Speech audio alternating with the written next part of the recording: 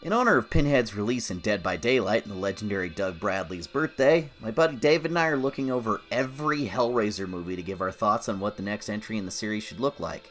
Be sure to check out his channel for the other videos for Hellraiser Week. Last time on Hellraiser, we reviewed the only good movies in the Hellraiser series. Some classic British, or ambiguously North American horror. All about desire and seduction, and how people's deepest urges can sometimes lead us astray. Now, it's time to talk about the shitty sequels.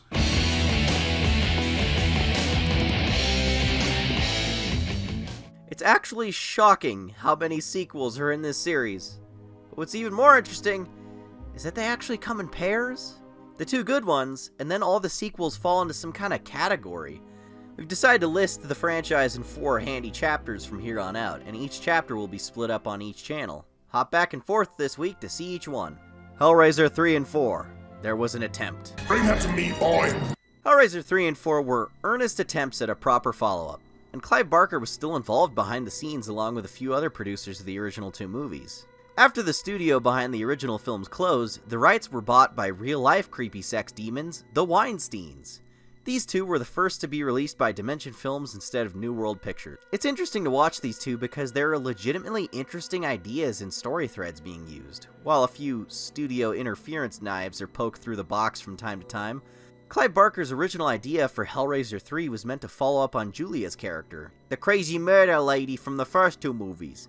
But she said no because... I don't know. So then Clive Barker and his gang threw around like a bazillion weird, creative, off-the-walls, bonkers ideas, and the Weinsteins rejected them all for being too expensive. So then they made the movie that they made.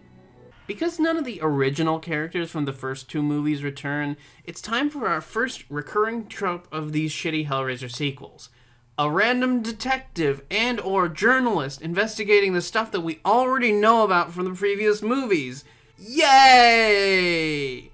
This time, it's that girl from Star Trek Deep Space Nine plays a wannabe cable news anchorwoman, as opposed to that guy from Star Trek Deep Space Nine in the first one. And apparently that means that she's also like a investigative journalist in addition to being a cable newswoman, but whatever. In Hellraiser 3, the story goes that some guy who owns a rave/fine dining restaurant in the Warehouse District of New York, filmed in North Carolina, which also has a sexnasium in the back room that he beds random women in, he gets a statue of some weird bullshit from an antique dealer, and it's actually what's left of Pinprick the Infallible. The statue temporarily reanimates when it comes in contact with blood, much like the sex mattress or the floorboard heart from the previous films. Hey, did you know that in the original novella, it wasn't blood that Frank left behind on the floorboards, but Yeah, I think you said that in the other script.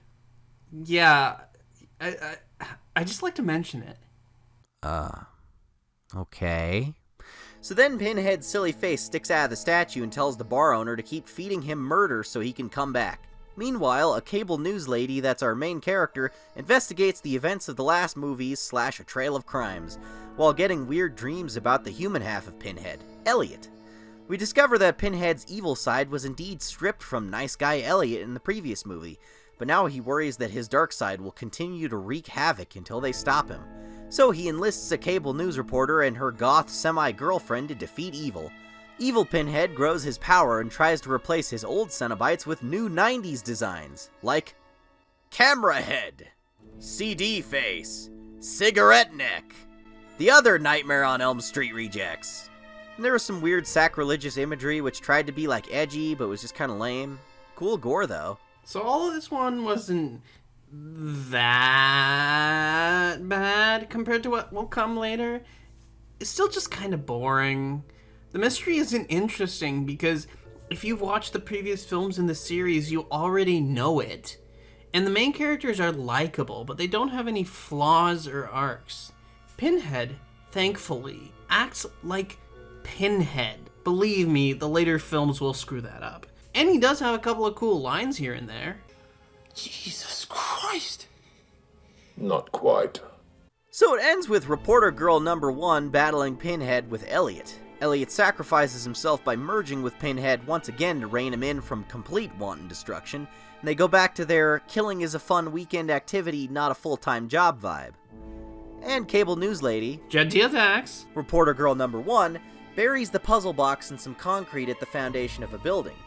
We end with a teaser for the sequel where the whole building is an evil puzzle murder box. So what you're saying is that capitalism was the whole evil murder puzzle box the whole time? Get it? Because building in New York, Manhattan, Wall Street, banking, money, capitalism? Okay, I'll go back to my corner. Much like these character designs, you're trying too hard. Now get back to buying GameStop stock. Aww. Hellraiser 3 is honestly not too bad. Its ideas were a bit muddled, but I appreciate that it didn't just throw away the previous films entirely and followed up on them with some main beats from them. It's just got this problem of not knowing exactly where to go from here. This movie feels like an awkward middle chapter because all they could achieve is bringing back Pinhead because he was a fan favorite. I guess their plan was just to see where they could go from there. So where did they go from there? To space! Gotta go to space. Gotta go to space.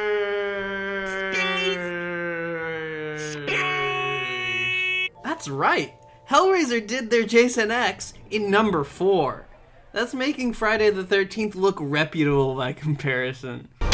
Which is weird, because of all the sequels, this is actually one of the better ones? And by better, I mean the most creative and unique one. It actually tries to do the themes of the first 2 films in a new and interesting way. It also has a giant puzzle box in space that blows up at the end and kills Pinhead and all his friends, who, once again, are interdimensional BDSM sex demons. It's a lot.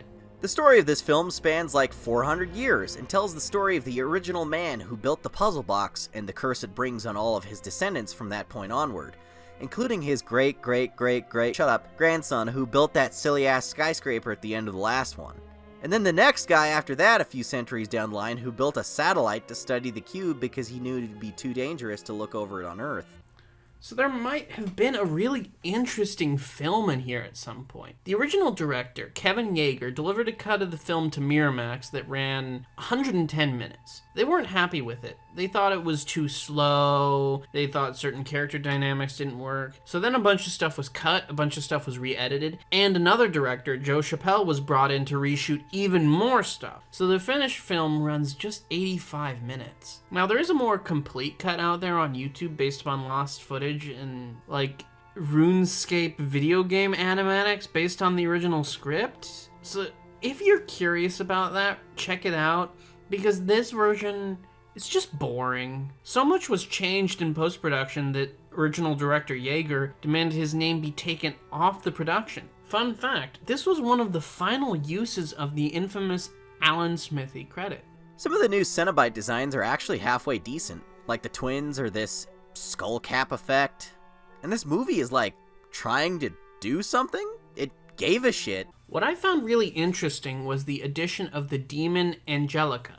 Hellraiser IV establishes that the puzzle box predates the Cenobites, or at least the way we see them. The box enslaves a demon called Angelica, who represents a different idea of hell, and she's present throughout the story because of that. Now, she's more about temptation and drawn-out seduction versus the chains and hooks. So, you know, more cheating on your wife at the bar with another girl than BDSM, blood-piercing sex clubs. And the relationship between Pinhead and Angelica could have been really interesting to explore, but they didn't give it enough time to cook. And in the original cut, they were a lot more confrontational, versus in the reshoots when they re-edited it, remade it to be a bit more sexual tension-y, you know, because woman-man, sexual tension, automatic, blah blah blah. It's a non-linear movie that jumps across 400 years. So when few characters carry over and you deal with more of a family line than one person, you need to make sure that the themes hit and the characters count. But the ending, for all of its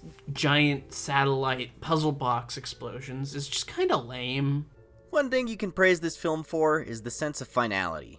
It had the nards to just say this is the final story of Pinhead and show a definitive death for the character.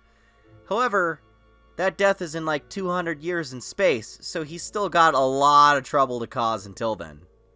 A lot of judgy, disinteresting, poorly thought out, badly shot, poorly rendered trouble. So, the next video in this series, which will be on the other channel, link in the description, will deal with my least favorite films in the entire series, which have seriously jeopardized my friendship with Xavier.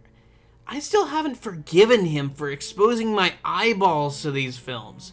These two in particular, and one specifically. We'll see you next time. Looking forward to it!